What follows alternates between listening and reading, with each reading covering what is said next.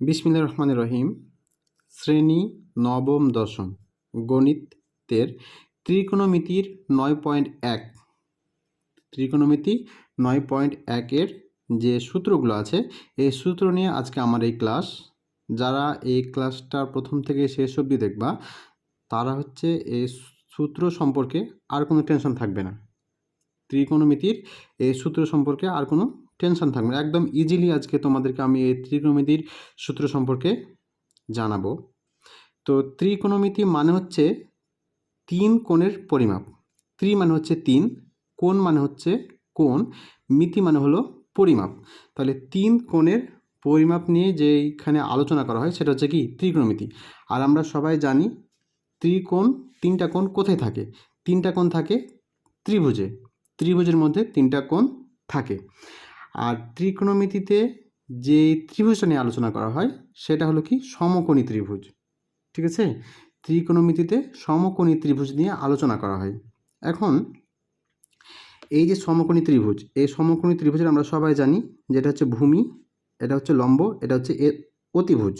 ঠিক আছে, কিন্তু সবসময় এটা ভূমি, এটা লম্ব, এটা অতিভুজ হবে না। কখন হবে? যখন কোণ থাকবে এটা, তখন হবে এটা ভূমি, এটা লম্ব। যদি কোণ এটা হয়, যদি এ কোণটা হয়, এ কোণের সাথে কোন বাহুটা আছে? এ বাহুটা আছে, তাহলে এ বাহু হবে কি ভূমি, আর বিপরীত বাহু এটা হবে কি লম্ব। ঠিক আছে, কোণ যদি এটা আমি মনে করি যে এটা কোণ, যদি সি কোণটা হয় তাহলে সি কোণের সাথে কোন বাহুটা আছে? বিসি বাহু আছে, এই বিসি বাহু আছে, তার মানে বিসি বাহু হচ্ছে কি ভূমি। বিপরীত বাহু কোনটা? বিপরীত বাহু হচ্ছে এবি, এবিটা হচ্ছে লম্ব। ত্রিকোণমিতিতে সবসময় এই জিনিসটা মনে রাখতে হবে যে কোন কোনটা আমাকে বলেছে, কোন কোণের কোণের অনুপাতটা বলেছে। যদি এই কোণটা বলে তাহলে এটা ভূমি, এটা লম্ব। যদি এই কোণ বলে তাহলে এটা ভূমি, এটা লম্ব। যদি হচ্ছে এই এটা কোণ বলে তাহলে তো এটা ভূমি, এটা লম্ব আমরা সবাই জানি। তাহলে আমরা কি বুঝলাম? যে কোণের সাথে যে বাহুটা থাকবে সে বাহুটা হলো ভূমি, আর কোণের বিপরীতে যে বাহুটা থাকবে সেটা হচ্ছে লম্ব সবসময়। ঠিক আছে, কোণের সাথে যে বাহুটা থাকবে, কোণের সাথে যে বাহুটা থাকবে সেটা হচ্ছে ভূমি, আর বিপরীতে যেটা থাকবে সেটা হলো লম্ব। তো এবার আমরা দেখব যে সূত্রগুলো কি কি আছে। তো এই লম্ব আর অতিভুজ এ বাহুর অনুপাতটাকে সাইন দ্বারা বোঝানো হয়েছে, যে সাইন থিটা সমান কি লম্ব বাই অতিভুজ। সাইন থিটা সমান লম্ব বাই অতিভুজ। তো আমরা এটা কীভাবে মনে রাখবো? মনে রাখার জন্য একটা হচ্ছে সূত্র হচ্ছে কি সাগরে লবণ অতি। সাগরে লবণ অতি, লবণে লম্ব, অতিতে অতিভুজ। তাহলে সাইন সমান কি লম্ব বাই অতিভুজ। সাইনের উল্টো কি? সাইনের উল্টো হচ্ছে কোসেক। তাহলে কোসেক সমান কি হবে? অতিভুজ বাই লম্ব। কোসেক সমান অতিভুজ বাই লম্ব। ঠিক আছে, এবার হচ্ছে কস। কস আমরা কীভাবে মনে রাখবো? কবরে ভূত অতি, কবরে ভূত অতি, তার মানে ভূমি বাই অতিভুজ। কবরে ভূত অতি, ভূমি, ভূতে ভূমি, অতিতে অতিভুজ। ঠিক আছে, এবার হলো যে কসের উল্টা কি? কসের উল্টা হচ্ছে সেক। সেক থিটা সমান কি কোসেকের উল্টা। তাহলে কোসেক সমান ভূমি বাই অতিভুজ। তাহলে সেক সমান কি হবে? অতিভুজ বাই ভূমি, অতিভুজ বাই ভূমি। ঠিক আছে, ট্যান সমান হলো ট্যারা লম্বা ভূত। তাহলে ট্যারা লম্বতে লম্ব, ভূতে হচ্ছে ভূমি, ট্যান সমান হচ্ছে লম্ব বাই ভূমি। তাহলে ট্যানের উল্টোটা কি? ট্যানের উল্টো হচ্ছে কট। তাহলে কট সমান কি হবে? ভূমি বাই লম্ব। ট্যান সমান লম্ব বাই ভূমি, তাহলে কট সমান কি হবে? ভূমি বাই লম্ব। ঠিক আছে, এই হচ্ছে এই তিনটা সূত্র যদি কারো মনে থাকে তাহলে সব ত্রিকোণমিতির 9.1-এর যতগুলা হচ্ছে যে সূত্র আছে সবগুলা সূত্রই পারা যাবে। ঠিক আছে, এবার আমরা হচ্ছে দেখব যে সাইন থিটা সমান কি। ঠিক আছে, তাহলে আমি লিখতে পারি যে এই সাইন থিটা সমান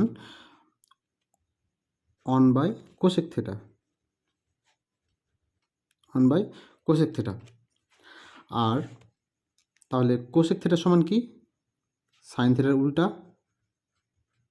কোসেক থিটা সমান তাহলে 1/সাইন থিটা। আর কস থিটা, সমান 1 বাই সেক থেটা। তাহলে সেক থেটা সমান কি? সেক থেটা সমান হবে 1 বাই কস থিটা। এবার ট্যান থিটা সমান কি? 1 by cot theta. Cot theta সমান কি? 1 বাই ট্যান থিটা। ঠিক আছে, এখন এই যে আমরা সাইন থিটা সমান 1 বাই কস থিটা বললাম, এটা আমি হচ্ছে যে এটা প্রমাণ করা যাবে। এটা কিভাবে আমি প্রমাণ করতে পারি? এটা হচ্ছে যে সাইন থিটা সমান কি? সাইন থিটা সমান হচ্ছে লম্ব বাই অতিভুজ। সাইন থিটা সমান লম্ব বাই অতিভুজ। তাহলে সাইন থিটা লম্ব বাই অতিভুজ লিখব সমান 1 বাই কস থিটা সমান কি? 1 বাই কস থিটা সমান লিখব অতিভুজ বাই লম্ব। ঠিক আছে, তাহলে অনের নিচে অতিভুজ বাই যদি লম্ব দিই তাহলে এটা ভাগ আছে, গুণ করলে উল্টে যাবে এটা, তাহলে কাটার একক করলে ওই সাইন লম্ব বাই অতিভুজই আসবে। ঠিক আছে, এইভাবে করে আমরা এটা করতে পারি।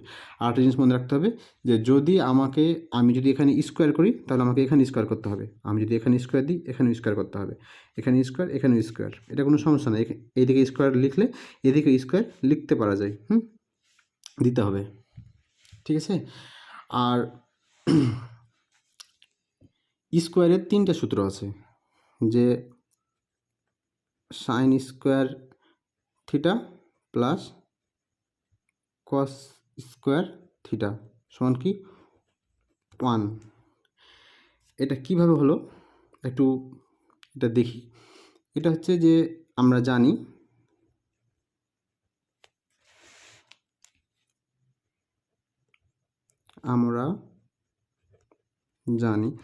যে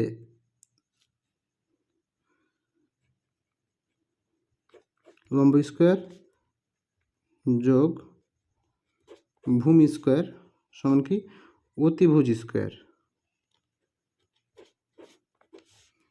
ঠিক আছে, আমি যদি এখন হচ্ছে উভয় পক্ষকে অতিভুজ দিয়ে ভাগ করি তাহলে কি হবে? অতিভুজ স্কোয়ার অতিভুজ স্কোয়ার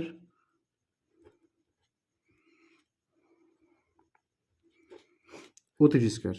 তাহলে অতিভুজ অতিভুজ কাটে, তাহলে লম্ব বাই অতিভুজ সমান কি? লম্ব বাই অতিভুজ সমান আমরা জানি যে সাইনে আছে লম্ব বাই অতিভুজ। তাহলে আমরা এখানে লিখতে পারি যে সাইন স্কোয়ার আছে তাই স্কোয়ার থিটা প্লাস ভূমি বাই অতিভুজ। ভূমি বাই অতিভুজ সমান কি আছে? ভূমি বাই অতিভুজ সমান আছে কস থিটা। ঠিক আছে, তাহলে আমি এখানে লিখতে পারি যে কস স্কোয়ার আছে তার জন্য স্কোয়ার থিটা দিলাম সমান অতিভুজ অতিভুজ যেহেতু কেটে গেছে তার জন্য অন হলো। ঠিক আছে, এইভাবে বাদবাকি যে স্কোয়ারের সূত্রগুলো আছে, যে সেক স্কোয়ার থিটা সমান 1 প্লাস ট্যান স্কোয়ার থিটা, এটাকে যদি আমরা ভূমি দিয়ে ভাগ করি তাহলে এটা এই যে এটার মতো ভাবে মিলানো যাবে।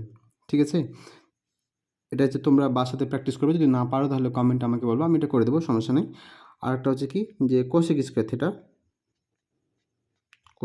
থিটা সমান 1 প্লাস কট স্কোয়ার থিটা। এটাকে আমরা কী করবো? এটাকে আমরা লম্ব দিয়ে ভাগ করব। এখানে যেমন অতিভুজ দিয়ে ভাগ করেছিলাম, এটাকে আমি ভূমি দিয়ে ভাগ করব, এটাকে ভূমি দিয়ে ভাগ করব, আর এটাকে লম্ব দিয়ে ভাগ করব। লম্ব দিয়ে ভাগ করলে এগুলো যে মিলে যাবে। ঠিক আছে, আশা করি তোমরা এই সূত্রটি সব বুঝতে পেরেছো। এই সূত্রটি দিয়ে আমরা হচ্ছে যে সব অঙ্ক সলভ করতে পারবো 9.1-এর। আর যদি কোনো কিছু বুঝতে অসুবিধা হয় আমাকে কমেন্টে জানাবা, আমি হচ্ছে সলভ করে দেবো। ওকে, ঠিক আছে, তাহলে আজকে আল্লাহ হাফেজ।